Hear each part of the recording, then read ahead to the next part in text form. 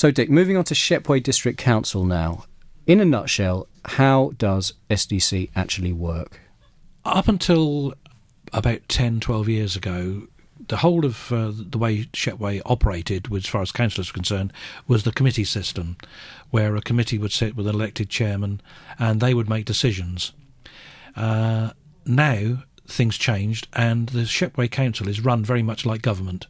So instead of a Prime Minister, we have the leader of the council, and the leader of the council is elected by the Shepway Council members, normally of the major political party. The leader of the council then nominates and puts into place certain cabinet members who hold the posts for various work that needs doing for the council. And for example, there's those that look after housing, there's those that look after the environment, for example, and other issues around the district. So, for example, the housing cabinet member her sole job at the moment is to ensure that the housing stock run by the council is well run, looked after, maintained, and that the housing department runs as properly as it should do.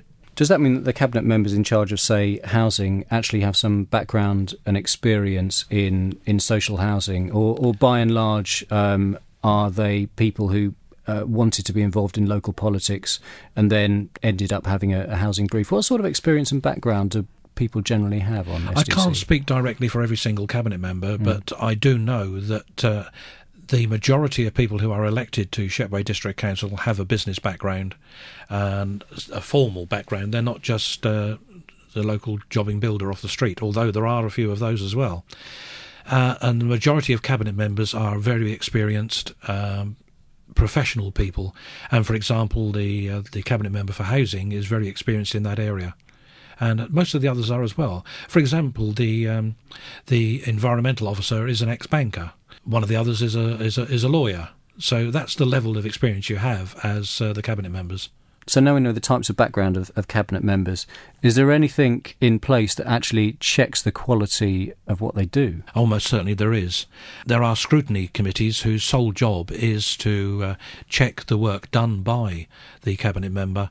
And, for example, the corporate scrutiny committee, which covers a lot of the work which involves the finance, for example, is actually chaired by a member of the opposition party, which is right and proper. So what is Shepway District Council actually responsible for?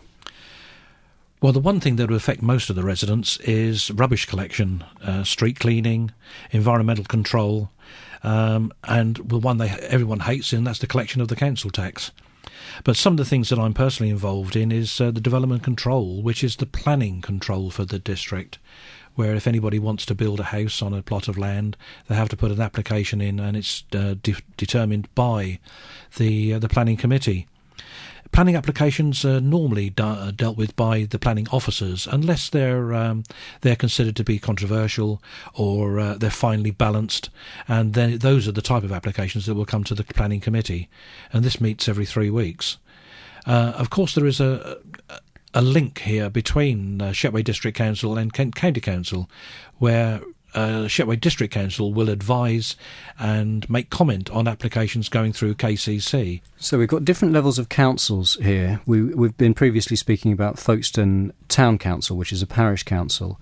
What is the relationship between a parish council like Folkestone and Shepway? Most of the time they're working in harmony, but there's always occasions when that harmony won't be quite as peaceful, and quite often, for example, we will find that things that parish council wish to do may be excellent for the parish, but may be detrimental to the rest of the district.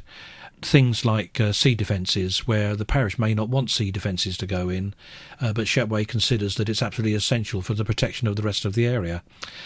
Planning issues are normally very difficult in this aspect, where the parish may be against a development of housing, but the brief from government is that we have to have so many houses built in the district over a period of time. So we're always looking for land for housing, for example. And the clash between Shepway and parishes is not always to the detriment of Shepway, but may be considered to the detriment of the parish itself.